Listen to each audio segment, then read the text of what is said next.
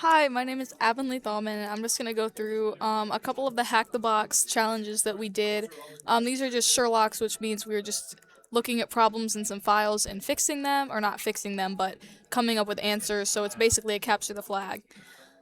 So we did 6 of them, all ranging from very easy to easy. We didn't do any very hard ones yet, but I'm just going to show off a couple of my favorites. For Brutus, this one was one of my favorites. I can go into the um, place for that. So in this very easy Sherlock, you will familiarize yourself with the Unix auth.log and WTMP logs, which is in the download files, and you'll explore a scenario where a Confluent server was brute forced via its SSH service. After gaining access to the server, the attacker performed additional activities. So, and then you can track those activities with the different things. So, with the files that you downloaded, you'll get them in your file explorer, and they'll come as a zipped file, which is why there's this little password thing right here. So you just copy paste that, put that in, and then you'll get access to the other files.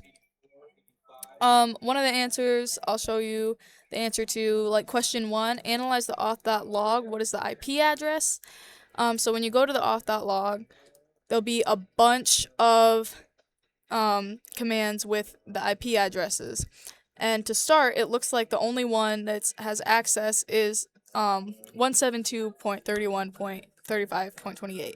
So when I opened this originally, I assumed, okay, well, the new user that's brute forcing must have a different IP address than the one that's already on. So I just went down and scrolled until I found a different IP address than 172. And right here you can see 65.2.161, and it says invalid user admin,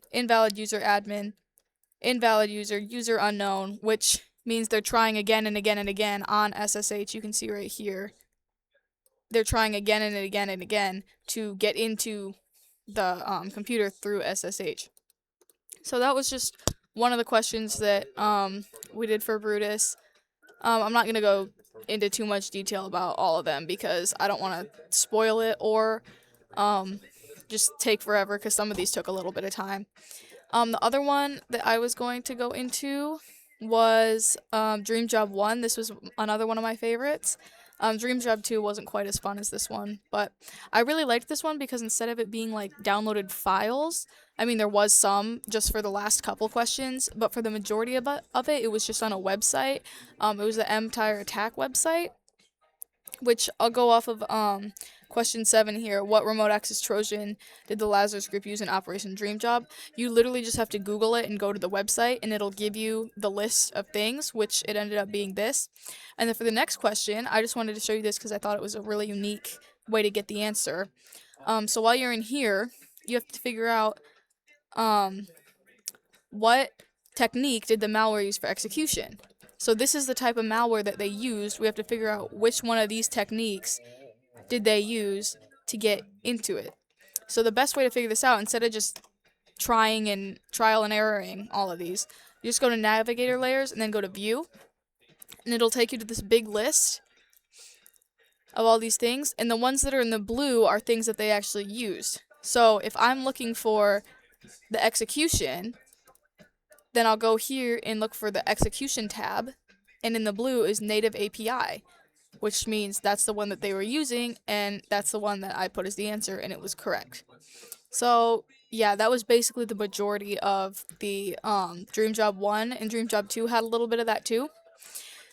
But yeah, those are just a couple of the Hack the Box things that I thought were really cool. Those were my favorite 2 labs that we did. And yeah, check out Hack the Box, do some learning stuff, and do a couple labs, and have fun with it. Thank you.